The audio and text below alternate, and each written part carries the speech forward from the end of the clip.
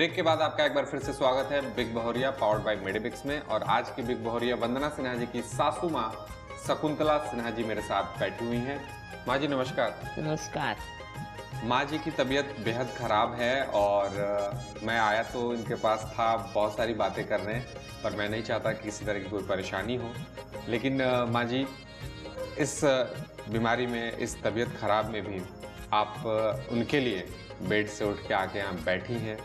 और जब वो 17 साल पहले आई थी तब से लेके आज तक, अब तक, आज भी आप उनके साथ खड़ी हैं, हर कदम खड़ी हैं। इस जज्बे को मैं आपके सलाम करता हूँ और जल्दी से जल्दी आप स्वस्थ हो जाएं, ये मैं ईश्वर से प्रार्थना करता हूँ। माँ जी मैं बस एक छोटा सा आशीर्वाद वचन अपने बच्चों के लिए आप जो आप देना चाहेंगी, मैं चाहूँगा कि आप दे दें। मेरे बच्चे हमेशा तरक्की करते रहें और अपनी ज़िंदगी में खुशहाल रहें। बच्चे ख्याल रखते हैं? जी बहुत ख्याल रखते हैं। बच्चे जब समझदार हो जाते हैं तब तो बोलना, उन्हें समझाना गार्जियन छोड़ देते हैं। पर एक विपरीत परिस्थिति आई थी जहाँ पे थोड़ा सा ऐसा लगा था कि सब लोग शिफ्ट हो जाएंगे, वापस घबरा गए थे सब लोग। लेकिन उस समय में बहू ने डिसीजन लिया कि नहीं, मैं रहूँगी और मैं टीचिंग करूँगी, आप भी यहीं रहें। और उन्होंने बताया कि उस वक्त माँ ने सबसे ज़्यादा सपोर्ट किया था। तो आपको अपनी बहू पे ऐसा विश्वास कैसे हुआ कि हाँ सारी परिस्थितियाँ अलग है पर इसका कहना सही है, मैं इसका साथ दूंगी? मेरी बहू बहुत समझदार है और वो हमारे हर बात को बहुत अच्छी तरह से समझती है और हर समय हमारा ख्याल रखती है।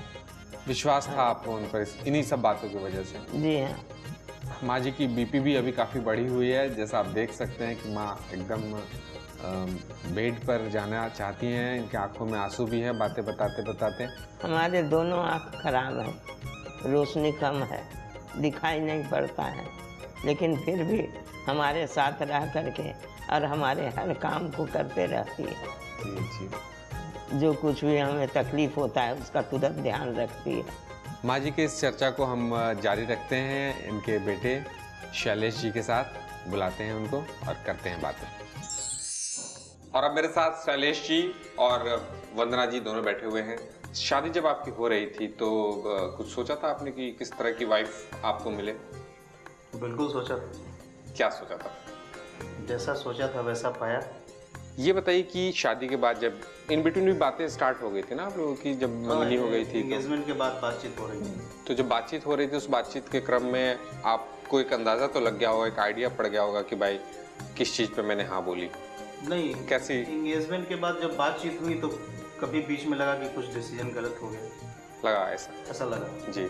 ऐसी कौन सी बातें मतलब ये कर देती थी जब लगता था कि भाई ये कुछ ऐसा होगा तो फिर कैसा होगा? नहीं, मतलब हमारी बहुत मेच्योर थिंकिंग थी। जी जी। और इसकी मेच्योर थिंकिंग नहीं थी। ओके।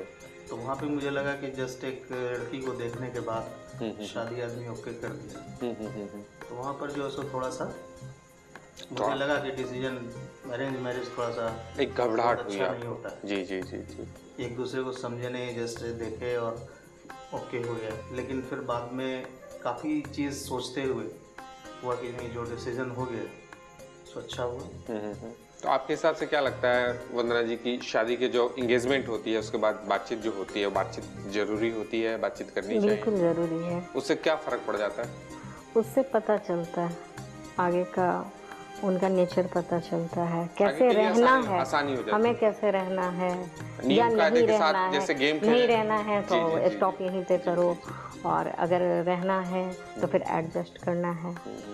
तो ये सब, और शादी तो एडजस्टमेंट तो है ही। शादी एडजस्टमेंट है। हाँ, चाहे आप लव मैरिज करो या अरेंज मैरिज करो, थोड़ा एडजस्टमेंट तो करना है। हाँ, थोड़ा तो करना ही होता है। भाई बहन में भी एडजस्टमेंट होता है, एक घर में भी एडजस्टमेंट होता है। तो ये अच्छी चीज़ है, कोई ऐसी बात नहीं कि ये बुरी चीज़ है। एडजस्टमेंट मतलब सिर्फ तकलीफ ही नहीं, खुशी खुशी के साथ एडजस्ट भी कर सकते हैं। खुशी के साथ जी।